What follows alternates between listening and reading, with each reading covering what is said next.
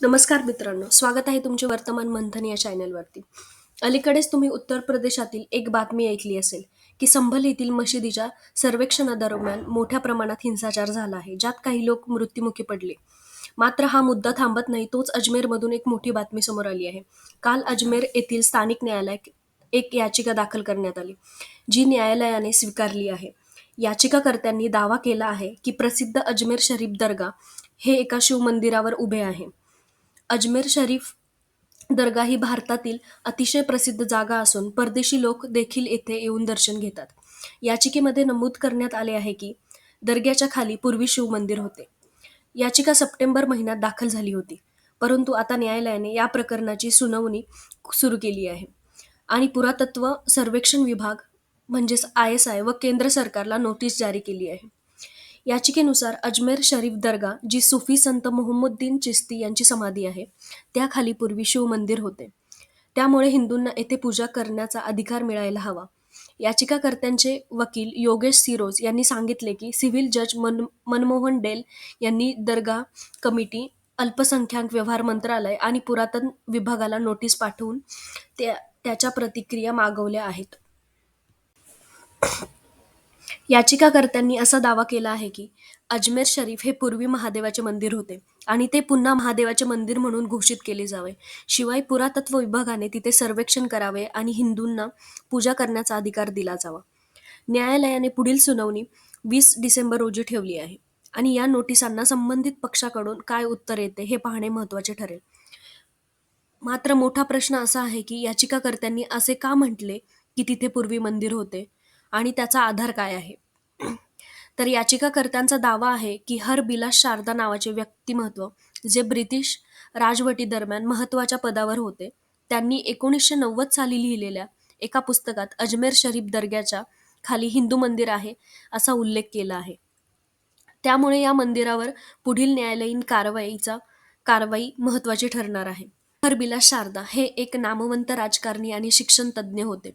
त्यांनी एक पुस्तक लिहिले होते, ज्यामध्ये असा उल्लेख आहे की अजमेर दर्ग्याच्या तळघरात महादेवाची मूर्ती आहे. तिथे पूर्वी मंदिर होते आणि ब्राह्मण कुटुंबातील तिथे दररोज चंदन लावले जात असे, असा दावा त्यांनी त्यांच्या पुस्तकात केला आहे. पेटिशनरचा असा युक्तिवाद आहे की हरबिलास शारदा हे अजमेरमधील खूप प्रसिद्ध व्यक्ती आहेत. त्यांच्या नावावर रस्तेही आहेत, त्यामुळे त्यांच्या म्हणण्याला गांभीर्याने घेतले पाहिजे.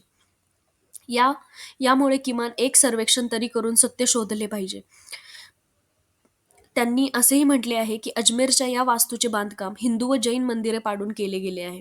स्थानिकांचे असे मत आहे की 50 वर्षापूर्वी एका पुजाऱ्याने तिथे पूजा केली होती. शिवलिंग तिथे होते, पण नंतर ते तळघरात हलवले गेले. त्यामुळे सर्वेक्षणाने यावर प्रकाश टाकला जाईल. अजमेर या शहराचे मूळ नाव अजय मेरू होते, असेही त्यांनी नमूद केले आहे. तसेच चिश्ती साहेब यांचा जन्म येथे झालेला नाही आणि ते या ठिकाणाशी संबंधितही नाहीत. त्याआधी पृथ्वीराज चव्हाण यांचे येथे राज्य होते. राजस्थान सरकारने अलीकडेच अजमेर खादिमचे नाव बदलून अजय मेरू केले आहे. हा देखील मुद्दा महत्त्वाचा ठरेल. तर या सगळ्या प्रकरणावर दर्गा कमिटीचे काय मत आहे ते जाणून घेऊयात. दर्गा कमिटीने म्हटले आहे की हिंदू पक्षाचा दावा खोटा आहे. त्यांचा दावा आहे की हा दावा निराधार आहे आणि अशा दाव्यामुळे देशातील सांप्रदायिक सखोला बिघडतो. अजमेर शरीफ दर्गा ही मुस्लिम समाजासाठी मक्का मदिना नंतरची सर्वात पवित्र जागा आहे. अशा आरोपांमुळे दर्ग्याच्या भक्तांच्या श्रद्धेला ठेच पोहोचते. 1991चा प्लेसेस ऑफ वर्शिप कायदा काय म्हणतो? 1991 साली नरसिंह राव यांच्या सरकारने प्लेसेस ऑफ वर्शिप ॲक्ट लागू केला. या कायद्याने कोणत्याही धार्मिक स्थळाचा 15 ऑगस्ट 1947 रोजीचे धार्मिक स्वरूप कायम ठेवण्याची तरतूद केली. मात्र 2022 साली न्यायमूर्ती DY चंद्रचूड यांनी असे म्हटले आहे की धार्मिक स्थळाचा स्वरूप बदलू शकत नसला तरी त्याची चौकशी होऊ शकते. मथुरा व ज्ञानवापी प्रकरणामुळे या कायद्याची चर्चा झाली. अजमेर प्रकरणात मुस्लिम पक्षाने असा दावा मांडला आहे की अशा प्रकरणामुळे मुस्लिम समाजात तणाव निर्माण होतो. या सगळ्या घटनेवर ओवेसींची काय प्रतिक्रिया आहे ते जाणून घेऊयात. ओवेसी यांनी ट्विट करून अजमेर शरीफ दर्ग्याला अत्यंत पवित्र ठिकाण म्हटले आहे. 1991च्या कायद्याचा हवाला देत धार्मिक स्थळांचे स्वरूप बदलणे विरोधी असल्याचे सांगितले आहे. हिंदुत्ववादी संघटनांना अजेंडा पूर्ण करण्यासाठी संविधानाची पायमल्ली होत असल्याचा आरोपही त्यांनी लावला आहे.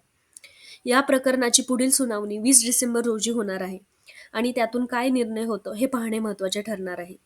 तुमचे ह्या सर्व प्रकारावरती काय मत आहे ते आम्हाला नक्कीच कमेंटमध्ये सांगा आणि व्हिडिओ आवडला असेल तर नक्कीच लाईक, शेअर आणि सबस्क्राईब करायला विसरू नका. धन्यवाद.